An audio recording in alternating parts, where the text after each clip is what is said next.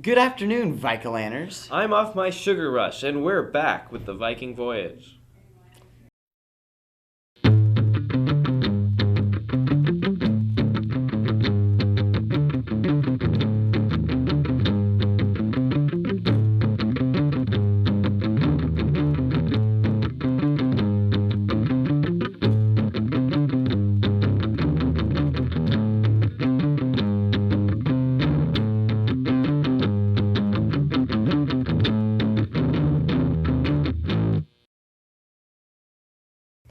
And now we are running over to Sam with his story on the cross-country team. The Winfield High School boys and girls cross country team came into the season ranked 4th in the state. Here's a look in on how the season has gone so far. What have you enjoyed about cross country season so far? Well, I like to say that I enjoy the teamwork that's put into it. Being with the team's really a great thing. They're just a good group of guys, and they put in a lot of hard work, and it's paying off. Going to Rimrock and staying in a hotel was fun, and we learned a nice little clap song. That was fun. But I've enjoyed practices have been more enjoyable this year because our teams were really close, and we have a good time no matter how sucky a workout is. What is the team's atmosphere? Well, at practice, we're all pretty goofy and we're all weird and we're not afraid to show like who we really are. So we basically act like a family, pretty much. Since cross country is mostly an individual sport, how does the team judge its successfulness throughout the season?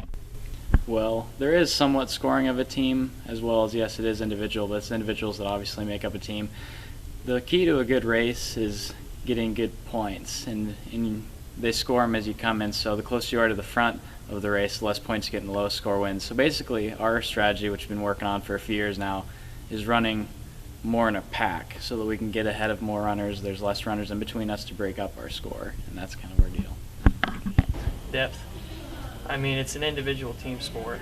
You can't, if you just have one good runner, it doesn't make a great team. What are your expectations for the rest of the season? Well, I'm more of a performance-based guy instead of an outcome-based guy, because I don't believe you can always control what's going to happen during a race. You don't know what your time is. But I believe in performance-wise that obviously if you give your best, that's what you get. And I think as a senior, it'd be pretty sweet if we could take home a state title in cross-country. Want to win league again, place well at regionals, and then come home with a state trophy. To come home with the state trophy. We're expecting to win league and regionals and possibly make it to state and have a shot to win it all. So there you have it. The boys and girls cross country teams are off to a great start, and hopefully they can keep it up with the most important part of their season in front of them. I did it.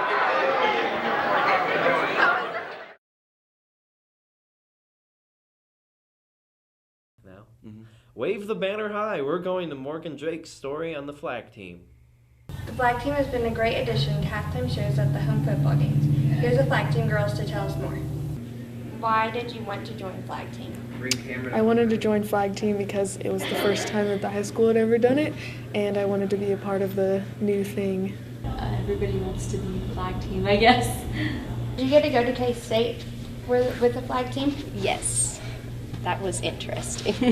What was your favorite part about that day? Getting to see all the other color guards or part of their band and everything, to see like take different moves that they have and like try to improvise ours, and yeah. My favorite part was traveling pretty much and performing in front of a big crowd. My favorite part about the flags doing there is the fact that like all the flag teams from all the schools were all lined up in the front, and we all got to do our own routines to the songs that they were playing. Do you get to help choreograph the dances? We do get to help choreograph. We've actually choreographed the alma mater ourselves, and we're working on 2 other ones right now. What is your favorite part of flag team? The individuality. It's something that the high school hasn't done in a while, and that's fun. I just feel like really different, like from the dancers or cheerleaders. It's just like something really new, and I know a lot of people want to do it. So it makes me feel like different but happy about it. I don't know. My favorite thing about color guard would be that we're still involved with the band, but we don't have to like play our instruments, and it adds like a touch of color. So like a lot of people get like the more attention is on us now, It's something that is more than just, like, it adds more to the marching band, so it's like a new experience. Overall, how is flag team going? Overall, flag team is going very well. It's a lot of work, but we are definitely up for the challenge. Lindsay Graber is our teacher, and she helped us choreograph some, but we have other songs that we have to choreograph on our own. So I like our flag teacher a lot. She is really knowledgeable in the flags, and she helps us learn our routines quickly so we can perform them well. Do you think you'll be part of flag team next year? I hope to be a part of flag team next year and the year after that. Come watch them at the next home football game. For the Viking Voyage, I'm Morgan Drake.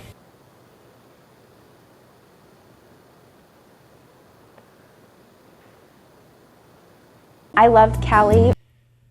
Wake up, Vikes! Here we go over to Carrie McNutt with her story on Viking sleeping habits. With school in full swing, I thought it would be interesting to interview students and staff about their sleeping habits. I interviewed a variety of students, and to start us off will be freshman Israel Walker. On average, how much sleep do you get on a typical school night? Probably about 6.5 or 7 hours. Why is that? I usually have a lot of homework to do and studying. How does this affect you during school? Sometimes I'm kind of cranky. Not gonna lie. I get probably around 7 to 8 hours. Why is this? Because I have schoolwork and stuff at night. That's when I do it, and then I just wake up early in the morning, kind of.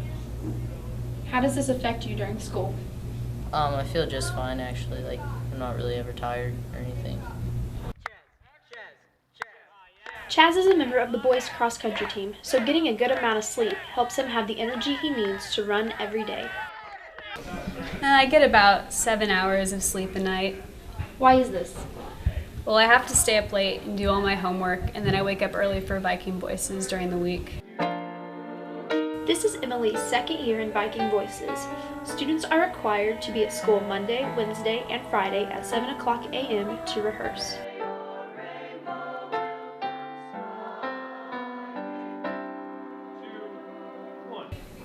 How does this affect you during school? Well, I don't talk as much as I normally would, and then by fourth block, I'm just kind of out of it. I usually get 9 to 8 hours of sleep. Why is this? Because I'm usually pretty tired when 9 or 10 o'clock rolls around, and I play sports too, so. How does this affect you during school? Even though I still get a lot of sleep, I still tend to kind of sleep in class because I feel tired throughout the whole day. On average, how much sleep do you get on a typical school night? About 5 or 6 hours of sleep. Why is that? Because I'm old, and I've been told that when you get older you need less sleep. But it's hard to get to sleep, and I'm usually up about 4:30 in the morning. So, how does this affect you during school? Well, I'm not sure it does, although by the end of the day I'm really tired. I'm ready for a nap. Well, as you can see, the sleeping habits of our students here at WHS aren't too bad. Each one is very unique and fits their busy lives. Just remember, don't sleep in class like Ethan. This is Carrie McNutt reporting from the Viking Voyage. I loved Callie for 2 years while I was here, and I wish I could do it all over again. For me, it was nice because I had that foundation, I had the basic sciences. I remember going to the home basketball games, and all the students up yelling and screaming, cheering our team on. Callie gave me an opportunity to grow. It all started here at Callie for me. It all starts here. It all started at Callie. It all started at Callie. It all starts here. And finally, our Halloween special from Elena Witt.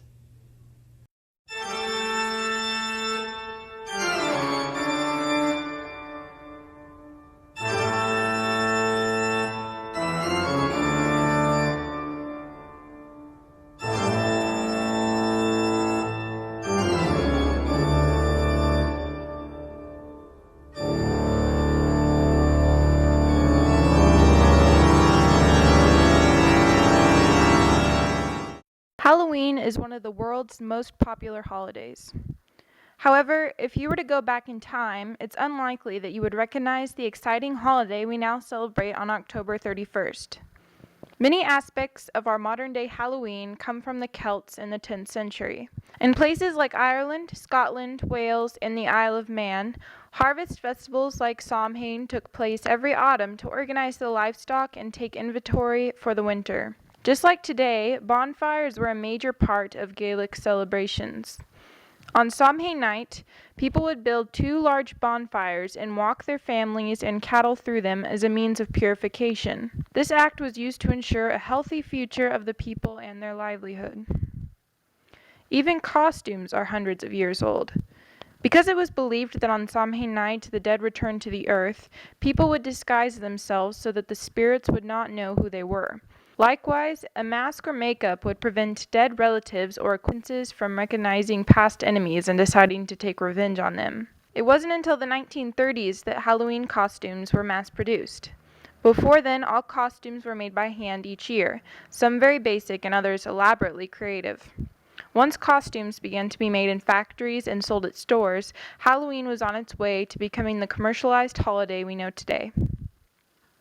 Of course, the influences on Halloween were not merely pagan.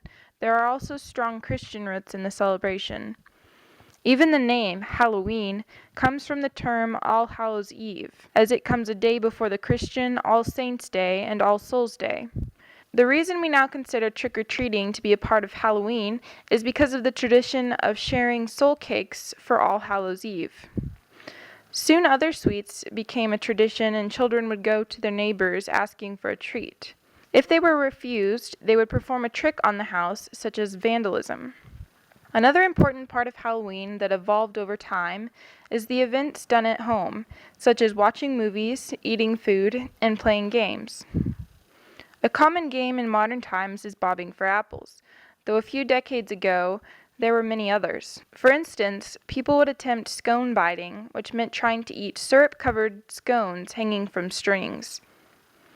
The Celtic tradition of fortune-telling also came into play, as girls would go into a dark room on Halloween night and stare into a mirror. It was believed that, eventually, the face of their future husband would appear in their reflection. Of course, now many people look down upon the pagan roots of Halloween and suspect the divination to be evil, though plenty of others regard it as harmless fun. As for movies, they're largely to blame for our modern perceptions of Halloween.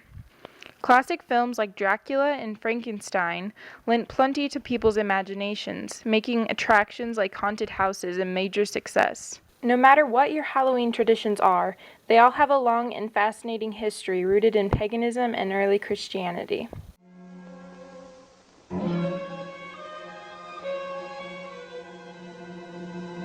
I am Dracula.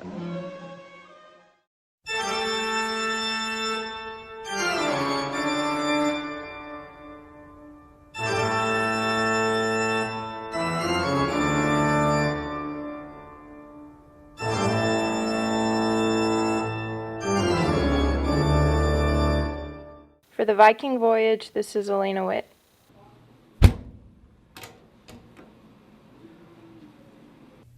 Remember to check out mywhsnews.com for all the stories you saw today with some delicious bonus material. For the Viking Voyage, I'm Scott Olney. And I'm Tanner Boyle. Have a great afternoon.